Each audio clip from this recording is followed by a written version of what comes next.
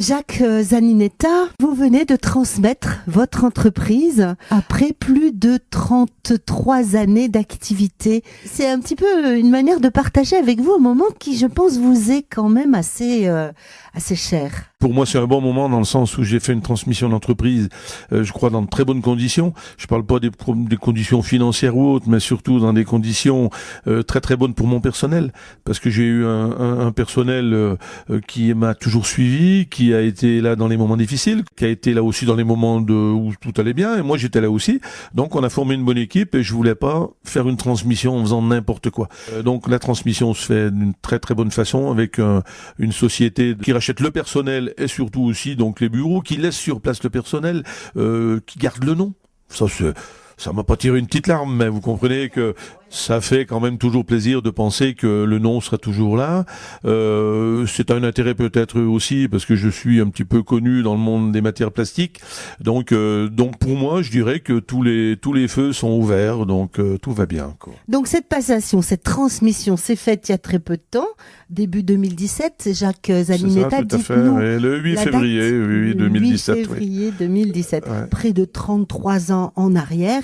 Là, vous la créez, cette entreprise. Voilà. Alors, après, comment ça s'est passé au début? Rapidement, j'ai fait un bac F1 à Saint-Claude, ensuite un DUT de génie mécanique à Belfort, et ensuite je voulais faire de la mécanique, parce que mon père était mécanicien et moi j'adorais la mécanique. Il n'y avait pas trop de travail, mais une opportunité qui s'est présentée le 3 janvier 1974 aux établissements Thomas à Moirans. Et j'ai commencé chez Thomas donc à dessiner, à apprendre le métier de dessinateur mouliste-projeteur. Et un moule, je connaissais pas trop ça. Se développait déjà beaucoup dans le coin, mais j'ai appris mon métier chez Thomas. J'ai fait 6 ans aux établissements Thomas sous la férule, la conduite, le professorat de Robert Thomas, à qui je rendrai toujours hommage, qui m'a appris vraiment mon métier. J'ai changé de société pour diverses raisons et je suis parti pendant 4 ans aux établissements Groufilex sur Arban-Oyonnax, où là j'ai appris des choses différentes, plutôt dans la pièce plastique, dans les études de pièces, la gestion aussi. Et le 10 octobre 1984, on y vient, je me suis installé dans mon sous-sol avec une planche à dessin pour me lancer dans l'aventure industrielle, on va dire, quoi. Création de la société qui s'appelait à l'époque Jacques Zaninetta Dessinateur. Qui étaient vos clients? Alors nos clients au départ étaient principalement des moulistes locaux jurassiens, mais surtout dans l'Ain, que j'avais connu à travers Groufilex et à travers aussi un peu Thomas. Donc les moulistes de l'Ain, le bassin oyonnaxien étant le bassin français du moule. Combien de personnes donc au début? Alors au début tout seul, pendant un mois tout seul, mais comme je suis pas du genre à rester tout seul, j'ai embauché rapidement un jeune débutant au mois de novembre et je dirais le premier passage de notre société a été le déménagement des sous-sols de la maison vers un bureau autonome en 1987. Et là, en 1987, on était déjà, de mémoire, 4 personnes. Rapidement, on a embauché du monde pour arriver autour des années 95 à être une douzaine dans le bureau. C'était la grande période de développement industriel. Des nouveaux matériaux. Voilà, nouveaux matériaux, nouvelles demandes aussi au niveau des plastiques, principalement par l'automobile. Le développement s'est fait beaucoup par l'automobile. Et donc on est arrivé, nos planches à dessin bien sûr. Alors l'arrivée de la technologie. Et voilà, et à la dérivée de la technologie. Alors nous, on s'est rapidement informatisé. En 1984, je me suis installé au mois d'octobre. En novembre, on a acheté notre premier PC. Et en 1987, quand on s'est installé dans les nouveaux locaux, on a commencé un nouveau développement de notre activité avec l'étude de pièces plastiques. Principalement l'automobile quand même, mais aussi le jouet, la lunetterie, les articles de loisirs, enfin tout ce qui touche le plastique. Le but étant donc par l'informatique bien sûr, de développer une pièce virtuelle de façon à déjà la montrer au client, à voir que toutes les fonctions étaient remplies, et ensuite à partir sur un développement d'outillage d'injection ou de soufflage sur la technologie recherchée, quoi. Lorsqu'on fait une étude de pièce, nos clients nous fournissaient souvent une maquette qui était faite grossièrement à la main, mais suite à ça, il fallait palper les formes. Donc on a acheté une machine qui s'appelle une machine tridimensionnelle, une 3D, ça nous permettait de palper les formes, de les renvoyer dans le système informatique, et avec les lignes palpées, de reconstruire la forme à peu près à l'identique de la maquette, mais surtout lisser les formes géométriquement bien plus acceptables qu'une maquette taillée à la main, quoi. Le temps s'est écoulé, les années ont passé, et vous vous êtes dit, bon, il va falloir que je transmette mon entreprise, je veux pas qu'elle s'arrête. Alors pourquoi transmettre ? transmettre par rapport au personnel déjà. Le dire, on va quand même pas dire à notre personnel du jour au lendemain, je reviens du tribunal à Lens, j'ai déposé le bilan, on ferme la boîte, on liquide, terminé quoi. Préserver l'emploi. Voilà, c'est préserver, je dirais même en premier, c'est le respect du personnel. Ensuite, préserver l'emploi bien sûr sur place parce que ma fonction d'élu fait que ça m'intéresse aussi d'avoir de l'emploi sur place. Après, c'est greffé aussi la continuité au niveau du nom. J'ai eu une chance assez extraordinaire de rencontrer une société qui s'appelle la société Farea. Grâce à la société Go Between, début juin, par là, j'ai eu un appel de Jérôme Bellon de la société Farea, qui souhaitait me rencontrer de la part de la société Go Between. Je l'ai rencontré au mois de juin. On a eu tout de suite un rapport humain hyper important. On s'est compris.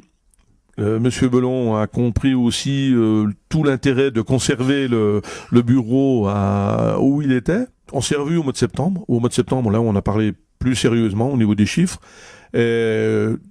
Courant décembre, on signait un protocole.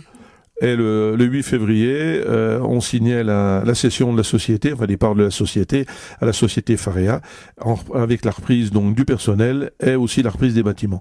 Donc pour moi, j'arrivais au bout de mon activité professionnelle, mais je l'accomplissais, je pense, d'une manière sereine, on va dire, dans le sens où j'étais au bout du bout.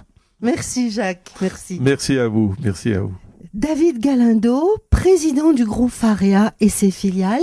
À côté de vous, à votre gauche, donc, se trouve Didier Bordonaro. Farea, c'est une société à la base qui existe depuis maintenant 6 ans, qui est une société lyonnaise, une société d'ingénierie qui intervient donc dans les domaines de la conception mécanique et de la simulation numérique qui ont son cœur de métier historique. Elle compte aujourd'hui à peu près 80 collaborateurs répartis sur la maison mère et sur aujourd'hui 3 filiales. Une filiale qui s'appelle EDPF, qui est un bureau d'études spécialisé en charpente mécanique, qui est basé à Villefranche-sur-Saône. Une filiale de distribution de logiciels de simulation numérique. Et puis désormais donc Zanineta. Qui sont vos clients ? Ce sont les industriels qui fabriquent des équipements, des produits. Dans quel univers ? Alors, dans le bassin donc de Lyon, Grenoble, on a un secteur de l'énergie qui est quand même très développé. Mais nous intervenons aussi dans les domaines donc de l'aéronautique, de l'automobile, du bien de consommation, du travaux public, du biomédical également. Donc le champ est très large. Et l'acquisition de Zanineta nous permet donc de diversifier notre activité dans un secteur dans lequel on n'était pas forcément spécialisé, puisque historiquement, Farea, malgré tout, c'est quand même plutôt des équipements dans le domaine métallique.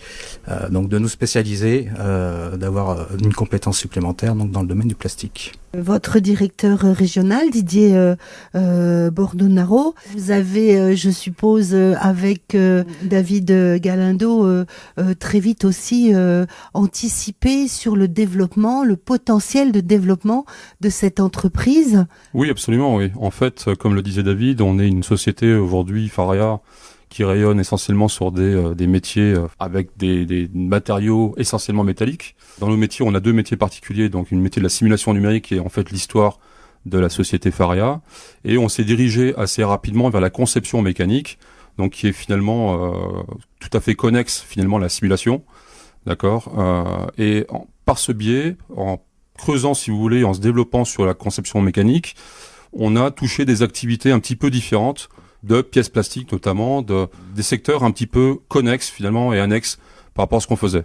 En faisant de la conception, on a finalement touché tout domaine d'activité où on peut trouver de la mécanique, et dans ces métiers-là qui sont un petit peu, encore une fois, différents, il y a énormément de pièces plastiques. À l'époque, en tout cas, on s'est vite rendu compte que la conception de pièces plastiques, c'est un métier vraiment de spécialiste, et finalement ce qui a donné lieu à une recherche en fait d'une société, d'un bureau d'études dont la philosophie pourrait être ressemblée en fait à la philosophie de Farea, où il y a une forte expertise, d'accord, dans le métier. Aujourd'hui, Zanineta en fait nous apporte une expertise qui est très forte.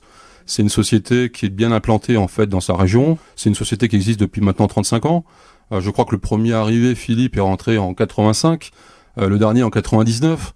Donc vous voyez, il y a vraiment une expertise qui est très forte en fait dans le domaine de la plasturgie, et il couvre en fait l'ensemble des métiers de la plasturgie. Donc la partie pièces, donc il développe des pièces, et il développe également les moules pour fabriquer les pièces. Et ça pour nous c'est important, puisque encore une fois, on est dans un métier avec une forte connotation fabrication, savoir-faire. C'est des choses qui s'apprennent pas forcément à l'école, si vous voulez. C'est le socle. Il faut vraiment une grosse expertise, et chez nous, donc c'est des éléments qui sont très importants, qui sont capitaux. Grande complémentarité Tout à fait. de métier, de savoir-faire. L'idée de rester installé à Villers-Derriat avec le personnel local, c'est pour vous une valeur, c'est important aussi? Historiquement, Zaninetta, c'est Villars, c'est la région. Il a une clientèle qui est quand même assez locale, même si Donc, du coup, oui, ça vous permet aussi d'être proche des clients, en tout cas ceux qui sont déjà acquis. sur ce type d'activité, c'est fondamental, c'est incontournable, oui. Bon. Puis il y a le volet personnel, hein, donc les employés, expérience, des gens qui sont de la région aussi. Voilà, donc il n'est pas question pour nous de délocaliser où que ce soit. Quoi, vous souhaitez un développement exponentiel et rapide finalement, si c'est possible? On a déjà, l'activité s'est déjà bien développée. On a fait connaissance avec une grande partie de la clientèle. On a déjà identifié certains leviers de développement, notamment en simulation numérique, comme je vous le disais. J'étais encore ce matin chez des clients lyonnais qui ont qui sont hyper intéressés par les compétences de Zaninetta. Donc voilà, tous les signaux, j'ai envie de dire, sont ouverts. Le personnel est est même très ouvert et assez enthousiaste en fait sur ces métiers qui sont un peu différents et sur la complémentarité qu'ils peuvent avoir avec Faria. Donc pour l'instant, tout est ouvert. La troisième vitesse. Absolument, absolument. Je vous remercie. Merci à vous. Merci à vous.